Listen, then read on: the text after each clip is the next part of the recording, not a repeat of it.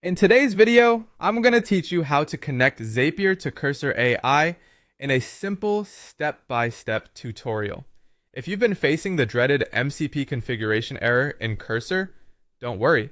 I'm here to guide you through exactly how to fix it and ensure that your Zapier integration runs without a hitch. First things first, go ahead and open up Cursor AI. Once you're in, navigate to the Settings tab. On the sidebar, you'll want to click on Tools and MCP. This section is where you can see any installed MCP servers or existing configuration errors. If you come across a message saying JSON syntax error, unexpected end of JSON input, it indicates a formatting issue with your setup file. But don't sweat it, as fixing this is straightforward. Next, we're going to address that configuration file. Go ahead and open your file explorer.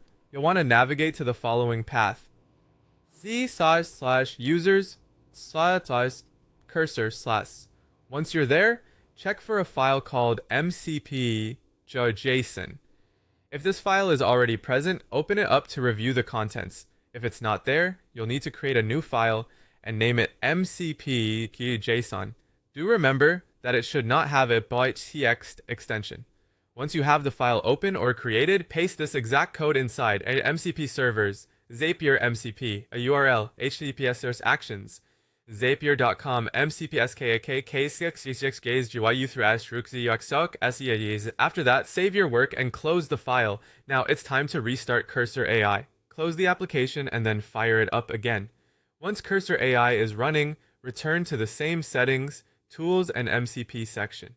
What you're looking for now is that your Zapier MCP connection should show up properly listed and active. The annoying red error message should no longer be haunting you. With that hurdle crossed, it's time to test your connection. Now that everything is set up, you can really start to unleash the power of automating workflows with Zapier integrated into Cursor.